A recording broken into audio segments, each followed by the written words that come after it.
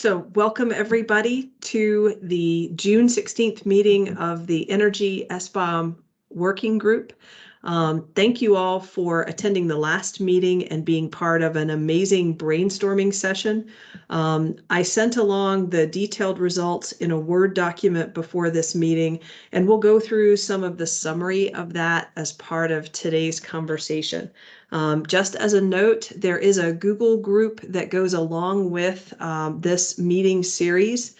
So if you're not part of that, please email me or Alan, and we'll make sure that we get you into the right spot. If there are any folks who are missing calendar invitations or other things, please let us know, and we will make sure that, again, we get you the right information to participate.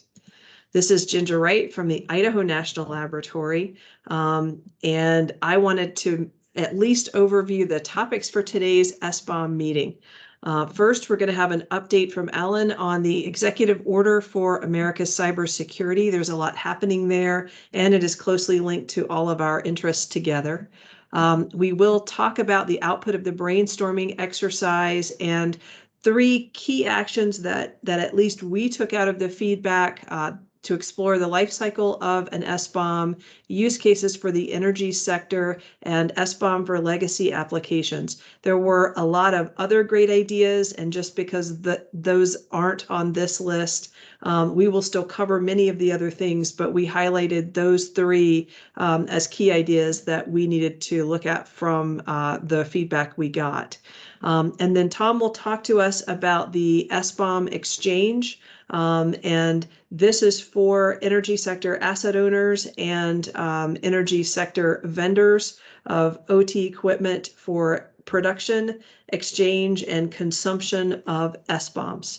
And then finally, we'll have some time today for discussion. So if you have a question, as is our normal routine, please feel free to ask it in the chat or use the raise hand feature to indicate that you've got a question or a comment, and Katie will authorize you to speak.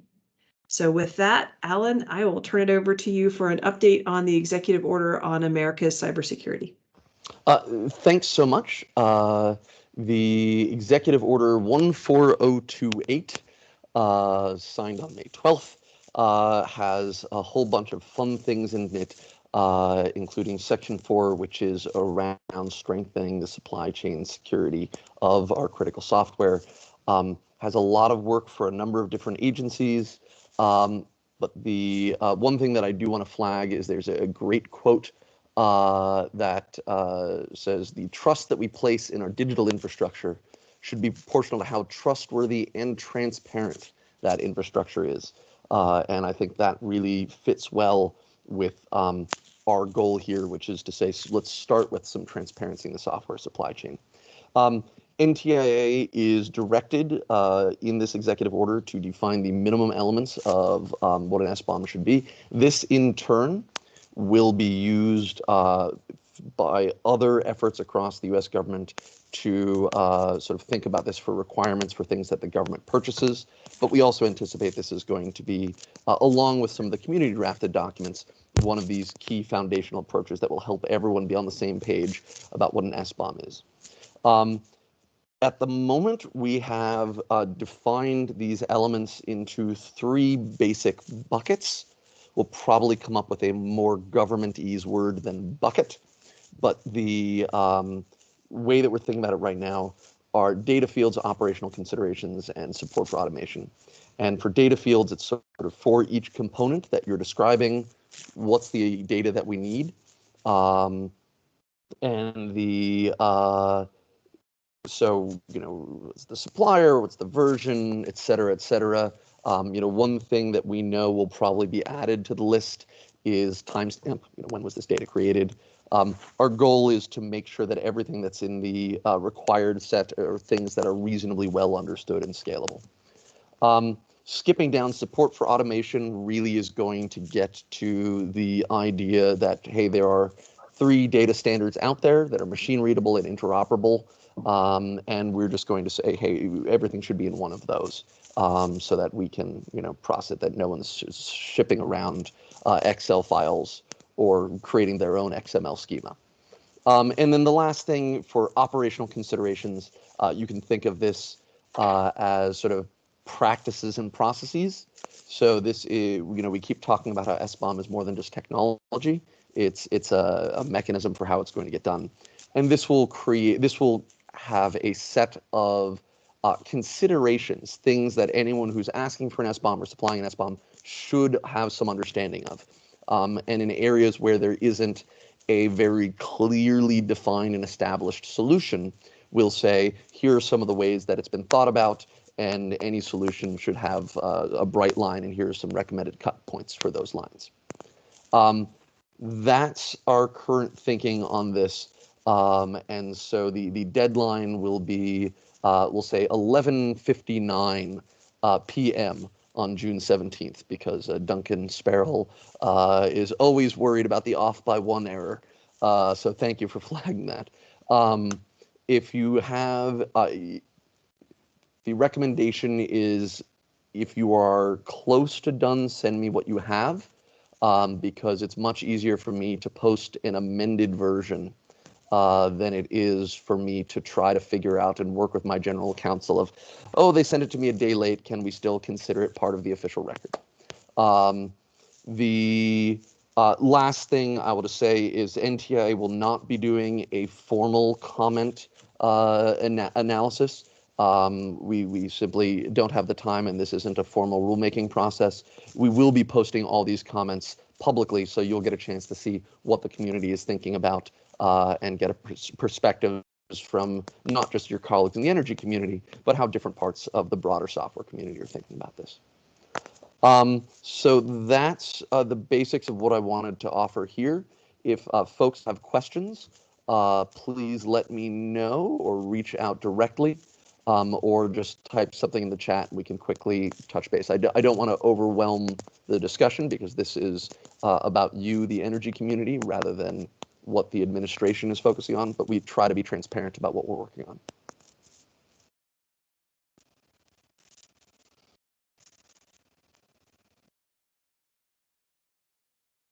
All right. Anything? I think that's. Is there a hand? There is a hand up from Dick Brooks. Let me. All right, Dick, you should be able to unmute yourself. Question on the EO. Can you hear me? Yes. Yeah, no, it's just a question I posted in the chat. Is the energy POC non-disclosure agreement available for review now? We're gonna touch on that when we get to the exchange side of things. So no, we appreciate you asking the question, but I want to try to keep our conversations organized. So we'll come back to that when we talk about the actual SBOM exchange side of things that we went through in the agenda that Ginger went through. Thanks. Any quick questions about the EO? And Ginger, if you pop back to that agenda slide, we're going to sort of say, so we're going to talk about sort of the big picture of the brainstorming exercise, and then we'll dive into the SBOM exchange, but we wanted to talk about sort of the plans for this group first. All right, thank you, Alan. I'm going to take us to talk about the output of the brainstorming exercise. If you haven't had a chance to go through that document yet, we counted that 130 unique ideas were generated. So first and foremost, thank you all for participating in that experience and giving us those good ideas. Our Contractor Next site went through the results that were posted in the larger sticky note format. They numbered each uniquely and sorted them into some affinity groups. They took like ideas and put them together, and that's what is in the Word document.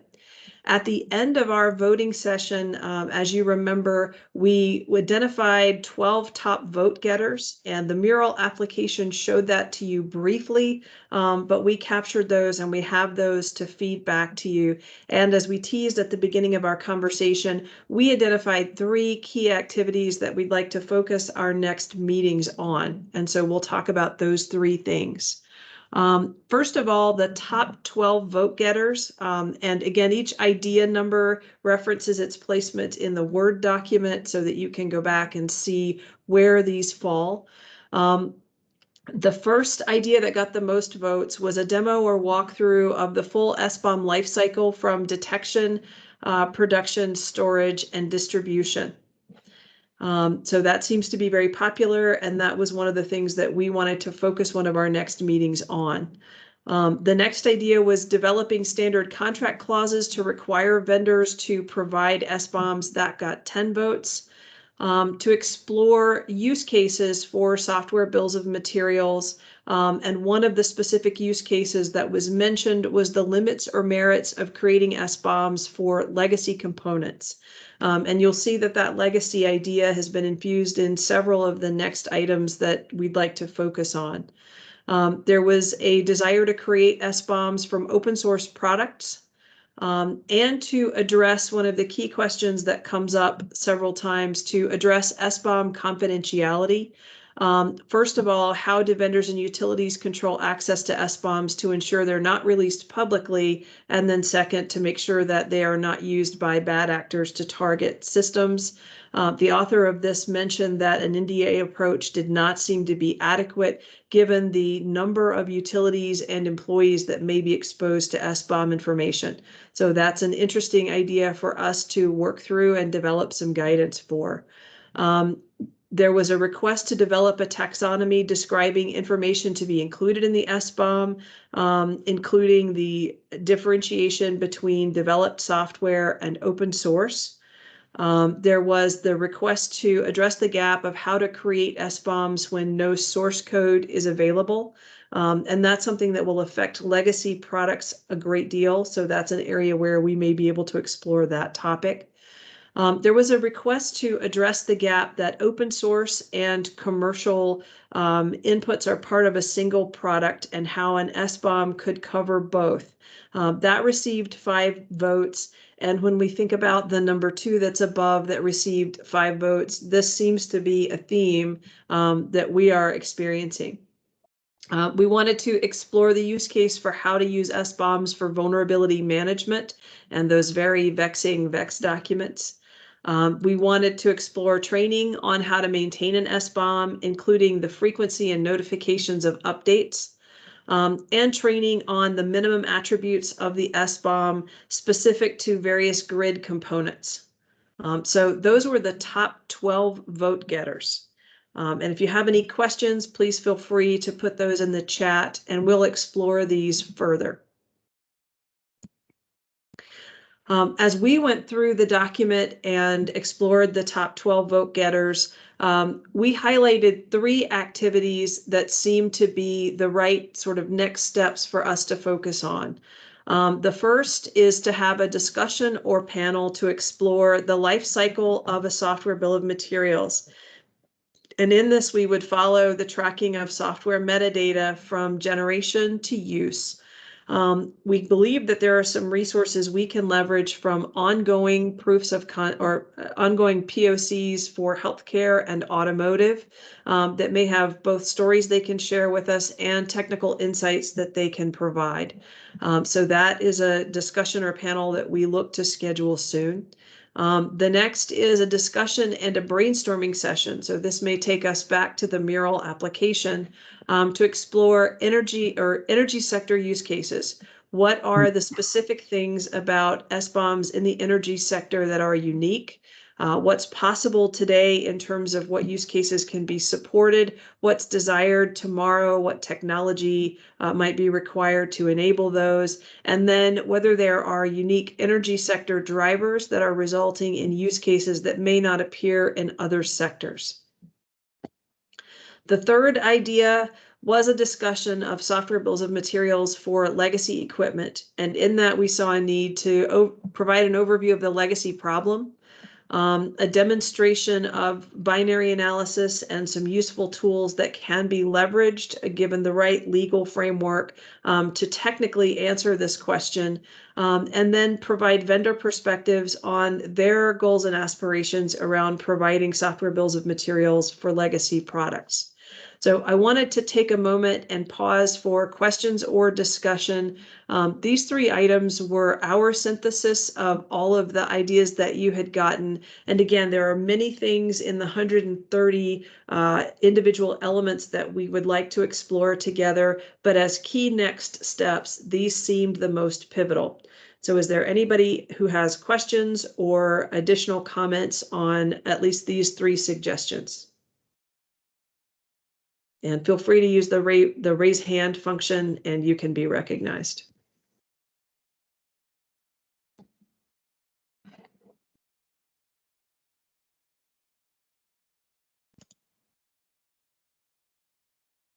Alan, I think we've got Gabriella. Yeah, let me I will. Hey Gabriella, you can unmute yourself. You're on the air. Perfect. Hello. Thank you so much. I'm sorry I missed the session. I would have loved to be there as well, but I love the topics as well that you identified as the top ones. For the first one, for the life cycle, will you also tell us how to expose the SBOM in other settings? So, for example, if you want to inherit information in a different setup, will you also talk about that? And how the SBOM is updated and how we can trace back information and things like that.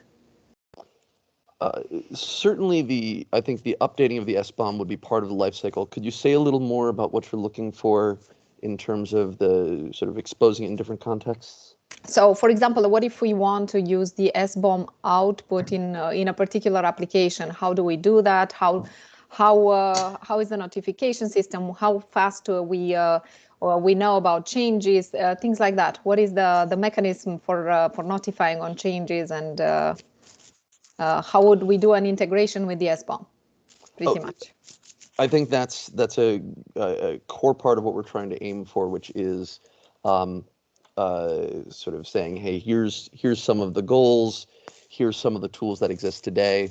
Mm-hmm. That also, I think, touches on the use case model. And I'm hearing that makes me think, hey, that should be something that we should make sure to put on our sort of initial starting point list of use cases. Mm-hmm. And some of that, I think, are things that we can do today. And some of this is just, hey, we don't have the tools today. But that's in part because we don't have the SBOMs today. And so what are some of the things that we should think about for future tools? Excellent. Thank you.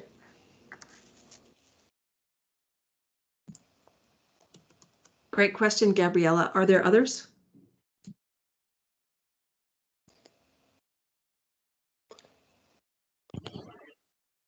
And if folks who are like the idea of legacy, if there's a particular aspect of that you want us to focus on, or that you think we as a community should be talking about, that would be helpful as well.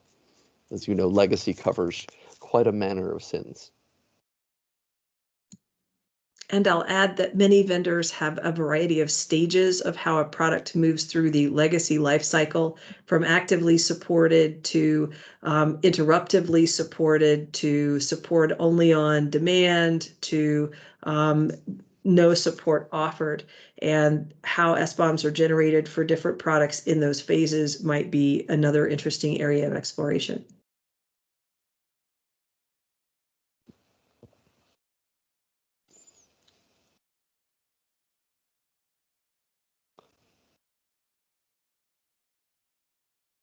So Ginger and Tom, correct me if I'm wrong, but I think one of our lines of thinking is that each of these could take either 1 week or 2 weeks worth of discussion and presentations. We'll obviously want to work with finding the right content and experts. But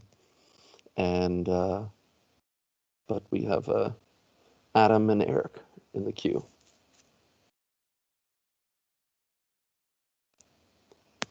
Hey, Adam, you can unmute yourself. Hi, thanks. This is Adam Hahn from MITRE. Yeah, I thought these looked really like good areas. I was curious, like regarding the use cases for energy sector. I'm just curious because, you know, the energy sector is so broad and there's a lot of different organizations, different kind of economics and regulatory requirements and such broadly. So I was just curious, like if there's been specific thoughts about where to focus within the energy sector, or what would drive determining what use cases would be best to focus on?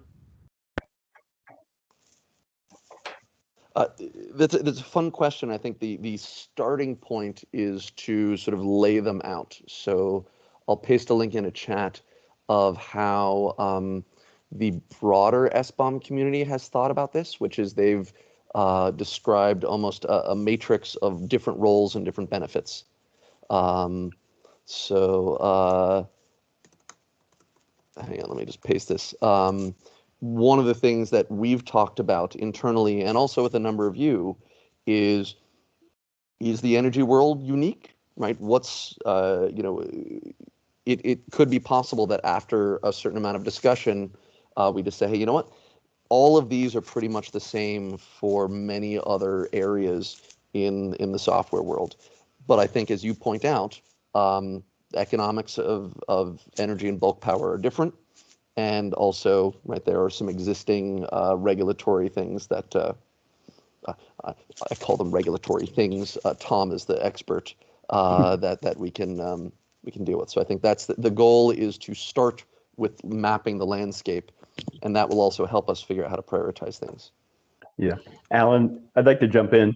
I think what he may be talking about is the the question of which part of the energy sector, like oil and gas, power, et cetera, are going to, are we going to focus on? We are, because of the makeup of our community and kind of the group we advertise it to and things, we are going to focus on the power side right now.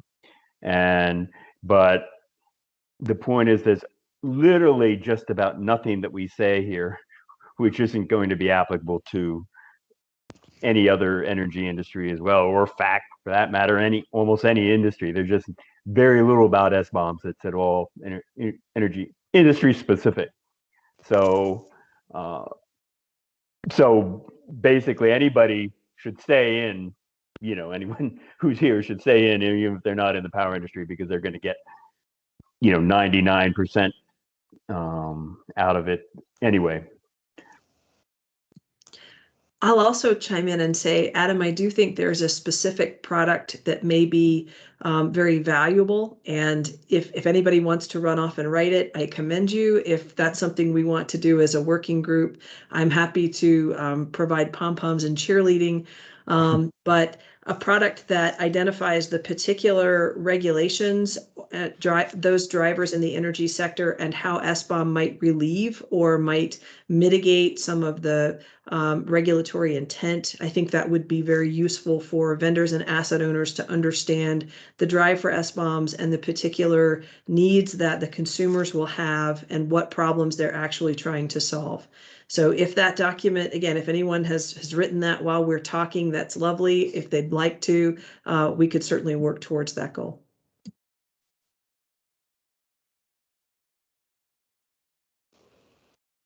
Thanks, Adam.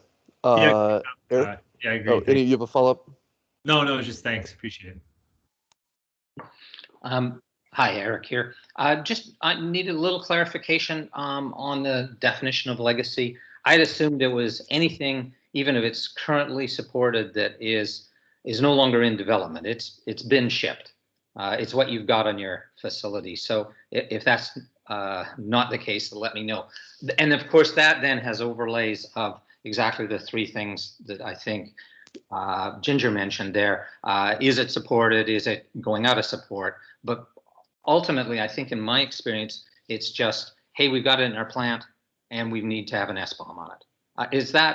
Am I off base on that? Yeah, I think that's a good point, Eric. Yeah. I mean, the main thing is, normally an SBOM will be produced as part of the build process. And so, that's the main distinction. When the build has already been done, then I'm saying that would be one group, and I would call that legacy. Yeah, that's a good point. Okay. Legacy is probably not a really good word for it, but anyway, already built might be a better word. I will say, I think exploring the use cases that apply to the legacy lifecycle, how our needs for information change as we go through the support process, might be an interesting topic. Yeah, I think so. And I'd also mention that there's lots of currently shipping products, enough currently shipping products that I'm aware of out there that have lost the source code. So, and in our industry, and it's unfortunate, but I'm aware of at least 3 or 4 products that are widely used, currently shipping, and no source code. So we got a challenge. You know, it's desks get messy, and who knows where things end up. Yeah. And companies get acquired. Yeah. Thank you. That's it for me. Thanks very much. Okay, good. Stephen Kunzman? Yes, thank you. So just jumping on the legacy topic. So in the energy sector, specifically around the substation cyber assets, a lot of these devices are expected to last 20 to 30 years. So when we talk about legacy, there's going to be a lot of install base out there, as you said, that products are actually obsolete, no longer available. And even within inside our organization, the technology teams have moved on, or we've lost people to be able to actually go back and produce SBOMs, from these older products. And I would also challenge that maybe some of the products that were developed in '90s were all built from the bottom up inside the organization. So I think this is really an important topic that we need to focus on, is really to define the definition of legacy and what do we mean. If there is a device that doesn't even have any communication to it, are we worried about that? So that's an important topic, but I absolutely love this. We're opening Pandora's box around legacy, and it's something that at least from a manufacturer perspective, if we define the rules or the guidelines for this, we will absolutely eliminate a lot of extra work for no real benefit. I like that. Thank you. Let's see. We've got a Ginger to flag for you in the chat that it looks like Fortress has been doing some tracking of regulatory environments. So maybe that could be a useful thing for us as a community to think about, as the community is, if the community is interested in sort of having that. The caveat, of course, is that we want to be very careful that this group probably should not claim to speak for lawyers or regulators, or even be the oracular source for how to interpret anything. I've talked to many of you who have slightly different understandings of what some of the widely used and widely talked about regulations mean. And as much as I'd have fun watching everyone fight it out, we want to be careful about that. I agree. And Tony, thank you for offering that. I think I would love to see that, and I'm sure many of the folks that are part of the working group would love to see that. I think Duncan has a good caution for us that crawl, walk, run is an important way to consider this. But if we toss that aside, Scott from Splunk noted the need to consider, and in the energy sector, this is hard for me to imagine, but the idea of just-in-time SBOMs, where I'm going to have an SBOM for the software as it exists now, and those may be particularly relevant to software as a service. So those would be an interesting use case as well. And I will point out that I think that's something that the broader SBOM community is still wrestling with, is the SaaS side of things. And in the meantime, there's been some leadership happening by folks like the Cloud Native Computing Foundation and the Open Source Security Foundation driving on that front. But Duncan, do you have your hand up? Is there something that you wanted to chime? Your hand is now down, so.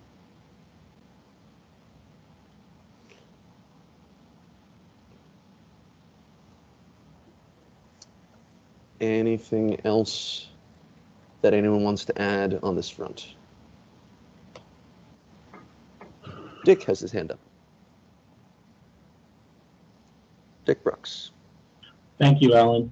Yeah, you were asking, what's unique about the energy industry, and maybe it's not, quote, unique, but the industry is going through a huge change right now. We're introducing lots and lots of new supply resources that are all inverter-based, and every one of those is driven by software.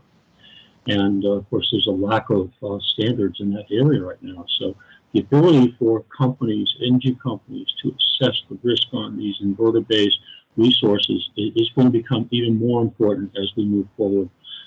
EIA released an update today where 12% of the electric consumption today is being serviced by renewables. So it's growing rapidly. Just wanted to pass that along. Thanks. Excellent, thank you. No, I think that's a very good point. There aren't too many places that are static, and even big long-term time investment communities like ours still are in the throes of change, and we want to make sure that we can both support that change, and I think that's a big value add for SBOM, is by focusing on the transparency, it allows us to layer more dynamic things on top of it, but also make sure that as we understand SBOM, we're planning forward, and that gets to Scott's point about SaaS and things like that. All right, so we will work on planning out these discussions.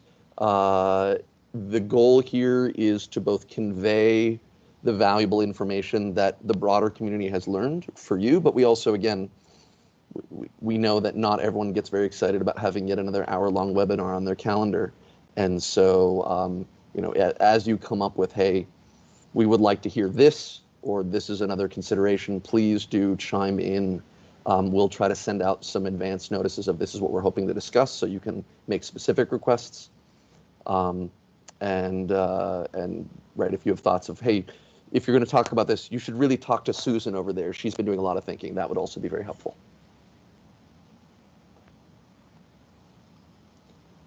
Anything else you want to add on this, Ginger or Tom? Just that if there is further comment or something occurs to you after this meeting ends, please feel free to either send us an email or send an email to the Google group. I'll note that it is moderated for now, so there may be a slight delay between when you submit your message and when it goes out to the broader group. But we would be delighted to have discussion take place on that list as well. So with that, Tom, would you like to talk about the stakeholder exchanges? Yes, thank you. This is the part of the meeting we've been calling the altar call, and what the idea of this initiative initially was that it would be kind of a clone of the healthcare proof of concept, which is already, well, it's been going on since 2018. And we now see that it's actually going to be broader than that. But we still want to also try to reproduce that. So I want to say right now we're going to have kind of, two levels of participation. One is what you're doing right now. Everybody who attends the meetings can chime in, can see whatever demonstrations we do. We'll be, doing other things like, producing and using SBOMs, which aren't particularly, which aren't covered by an NDA, but, and that'll be open to everybody. However, we still do want to have a closed exchange in which whatever producers are interested, and these are producers for the energy sector, obviously, will produce SBOMs for products that they provide, and then there will be a number of asset owners. Right now, initially, the POC will just be open. I mean, the exchange will just be open to the producers and the asset owners, and then it will be up to them whether they want to include other third parties, and if so, which ones. But so right now that we're just talking about those two groups, but the idea is the first they'll decide kind of what products they want to have in scope for this. Obviously, they're these producers make lots of products, and they don't there may be certain ones. In fact, it's almost certain that there will be certain ones that they wish to produce SBOMs for. And then on the other hand, the organizations, which I'll call electric utilities, there may be some that are not strictly speaking electric utilities, but in any case, the users will express their preferences on which they want to see in the proof of concept, and then they will hopefully marry the two sets of requests, and so that they will be produced by the producers. The SBOMs will be produced. Then the consumers will work out how they're going to utilize them. And we'll be drawing a lot from the experience of the healthcare POC, because they've learned a lot in their 3 years, and they're still ongoing, by the way. And they're we will try to make it so we don't have to go back to 2018 when they started and reproduce everything that they learned on their own. We're going to try to start where they are now, but that will be a challenge. They've actually made a lot of progress so far. So the point is that the production and consumption of the SBOMs will be covered by an NDA. We are going to start with the NDA that was used for the healthcare POC, which of course isn't usable right off the bat because it refers to HIPAA and a lot of other things that aren't relevant here. But in any case, it will be a start.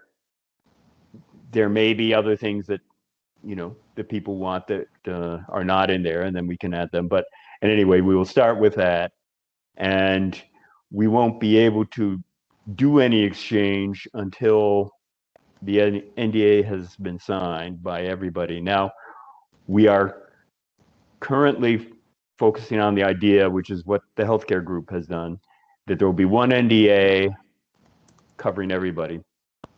But if that turns out, if there's just no way we can get everyone to agree on one NDA, then we will, we'll have to, figure out other ways to cover the SBOMs. But the point is that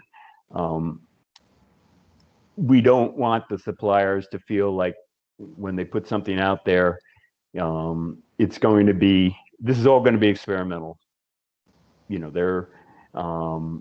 They haven't been doing this so far. I mean, they may have been producing SBOMs, but only for their own use, not for utilities. And then the utilities, of course, haven't been using them. So, mistakes will be made. There will be stuff that's inaccurate, et cetera. We don't want anybody getting sued because of something, some sort of honest mistake they made in an SBOM. And so that's really what the NDA is there to cover, to keep that from happening. And so, and of course, to protect the SBOM from being distributed outside of the group.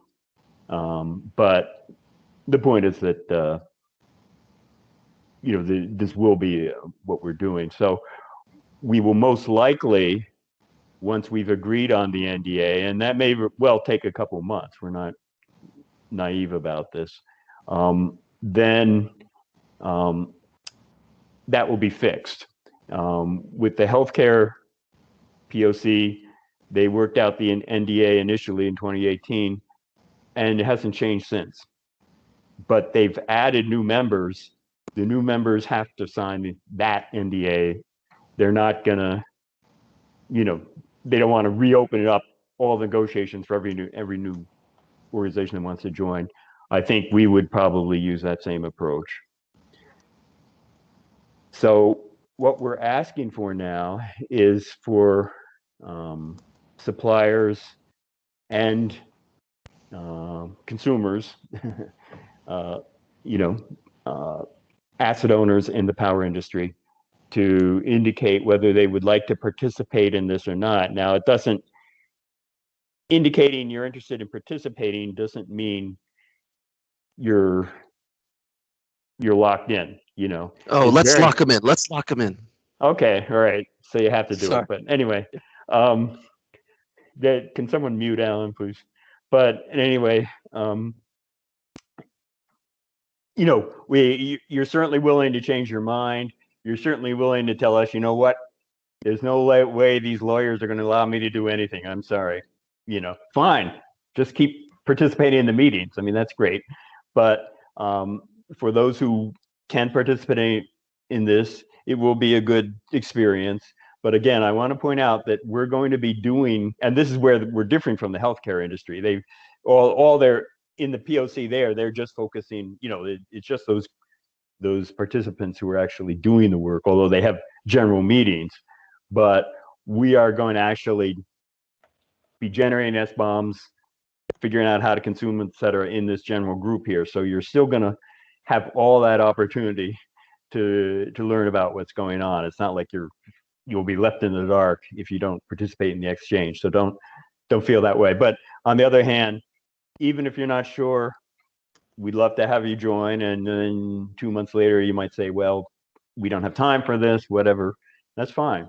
But we would like to have you participate if you think you might be interested in doing it.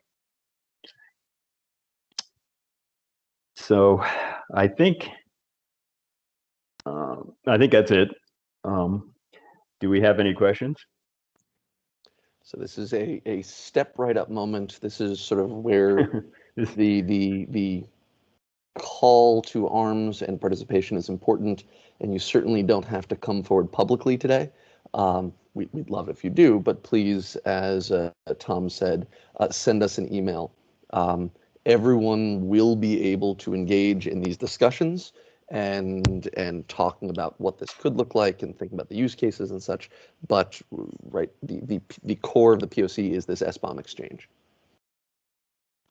I see that there is a comment in the chat where Duncan sort of says, "Hey, can we think about some of the ISACs?" It's a good point. We've had a couple of conversations with the ISACs, and we'll revisit this now that we sort of have had some of those discussions and clear interest under our belt. Yeah, I will point out that Auto ISAC POC has NDA. It's just I don't think they've gotten anyone to sign it yet, and I'm not sure the point is it's already signed, but how relevant it is, I think, is still a question. So the nice thing about the healthcare NDA is that was written for a POC for SBOMs.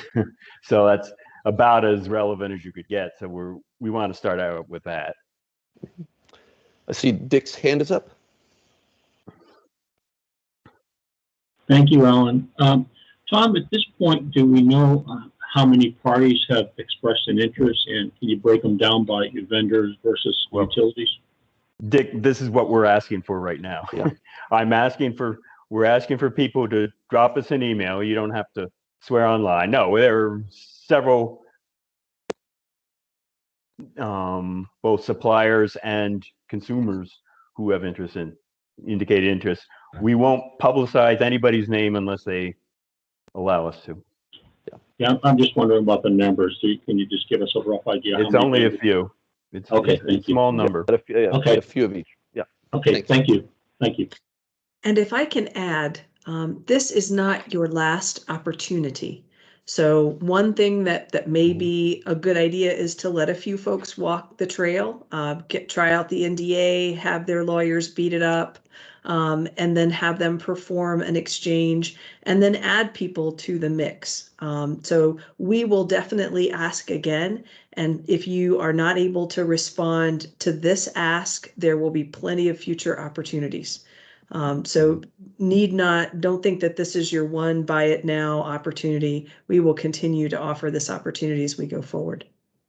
Yeah, I will point out that the NDA, assuming we negotiate a single NDA, that will be fixed. So if you don't join initially, you're going to have to live with whatever NDA we negotiate.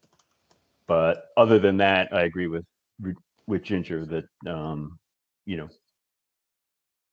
there's no reason to feel pressured to be there right at the moment. And Ginger and Tom, are we thinking that we would share the NDA publicly, or is this something that we want folks to sort of say, hey, you know what? Right, I'm gonna think about doing this, so I'm gonna put my name in the hat. Again, not to commit, for them to sort of see the NDA? How do we want to treat the NDA here? Well, the draft NDA, right? I mean, I don't. Well, we can give anybody an NDA if they want to show it to their lawyers now, rather than wait. I mean, they don't have to wait till they've committed. If no, sure they can do it. The point is that they shouldn't say this is what we have to sign, because that's not the case. Mm-hmm. This is just our starting point, and as long as they understand that, sure, I'm glad to do it. The other thing is, you might say, well, then, we're definitely going to be showing it to you at some point. So if you want to start your lawyers on it now, that's fine, because we will be, they're going to have to do that sooner or later anyway. Alan, yeah. If I can recommend, there are 2 publication points that might be very interesting. First, the draft NDA, what my friend Paul Stockton would call the ugly baby. And then perhaps the lawyer refined NDA that has been energy sectorized with party names removed might be the other interesting point of publication. So if we could offer to share those 2 versions, that might be helpful. I also noted that Tony from Fortress had a question about whether this would be a technology-enabled exchange or whether we were going to go conceptually or manually. And I know what we discussed was that either producers or consumers of SBOMs, as they felt they needed partners to enable those activities, could invite those partners to participate, and thus that might enable a technology-backed exchange, but that we were initially going to leave that to the discernment of the producers and consumers involved. Is there any discussion on that? Is that still a good operating assumption? Okay, well, for Tony's question, that's a good question. We'll probably just do exchange the way the healthcare POC is doing exchange right now, which is through Box, which obviously is not the long-term method. And however, the idea, the best way to do the exchange going forward is certainly something we'll talk about both in these wider meetings and I don't think there actually will be meetings in the exchange group, or not very often anyway. We'll be discussing in these wider meetings what are the best ways to exchange. Right. And Tom, just to have a small bit of clarity, since we call the overall concept the SBOM exchange, perhaps we can use the word transmission or something like that to sort of clarify that, right, we're going to be generating the SBOMs. Hopefully that will be as technical and as automated as possible, and same on the consumption side. If I'm hearing Tom right, Tony was asking about how will the data actually get around, and as Tom says, right, we can pick which parts of the problem we want to focus on. There are solutions out there that focus on the transmission of SBOM data. There are a couple of different ones, and if folks are very excited about tackling that, that's great. We might advise sort of a slightly phased approach so that we can focus on different parts at different times rather than trying to solve all of it at once. Sorry, Tom, I interrupted you in the name of clarity, but I think you still had some more to say. No, that's fine. I was finished. And so, Tony, if you have further questions on that, clarify, and then we can loop back to Ginger's point, which is sort of saying, hey, and Tom's point in the chat, which is that right now our focus really is to get the 2 endpoints of this SBOM exchange. And then again, as this process takes form, and as the participants in the exchange talk about what they're looking for, then we can sort of layer on the rich ecosystem, because I know a lot of you have come at this from a whole bunch of different approaches with very real value add propositions.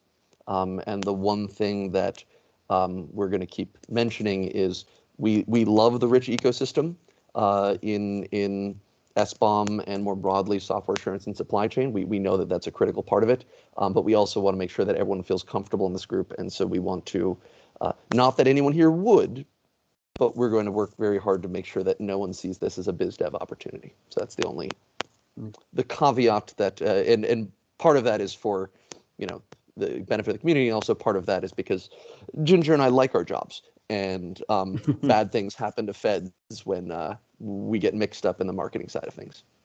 Yeah. One more Fed note. Our friend Danny from SWAPA noted that the NDA for federal agencies may be required to be different from that of the private sector.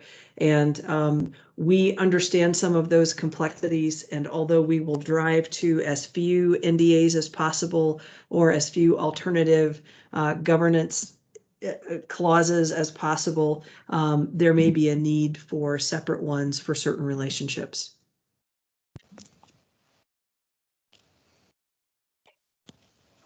Okay. Yeah.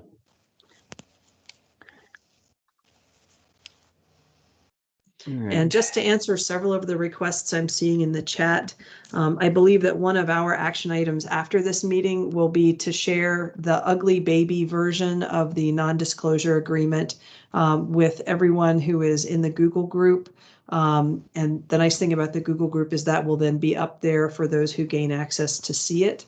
And then we can start the process of getting interested parties together and planning out how we will bring Take a Deep Sigh attorneys into the conversation. And I noticed Gabriella has a question. Yes.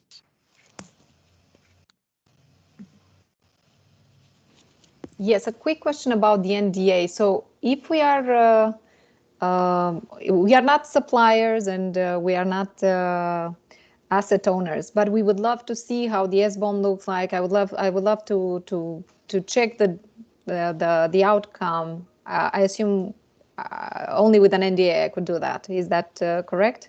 That's correct. The goal here really is to focus on the implementation in the marketplace.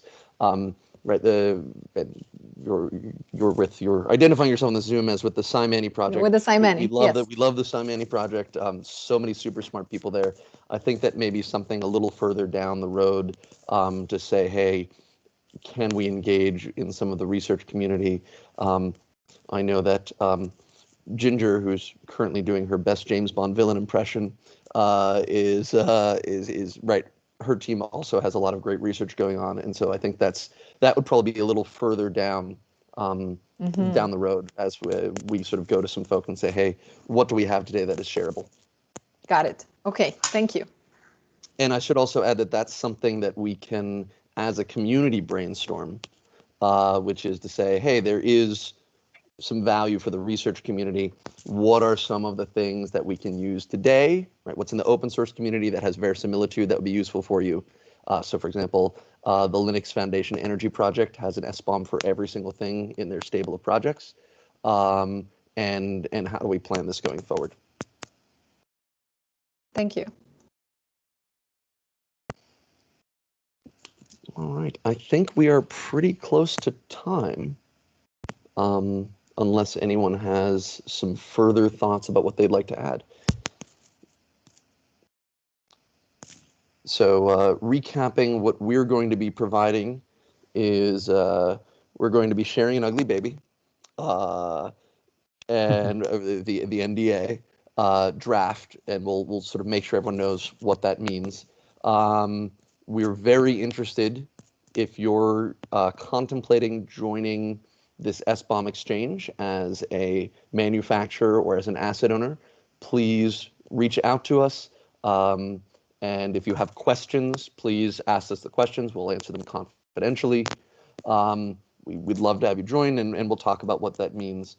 And then the second thing we'll be doing is sort of sharing the sort of plan for the next 3+ meetings independent of the exchange on what is the work that we think we'll be sharing, and that's lessons from sort of following the life cycle of the SBOM, and that'll be sort of at a medium level technical approach.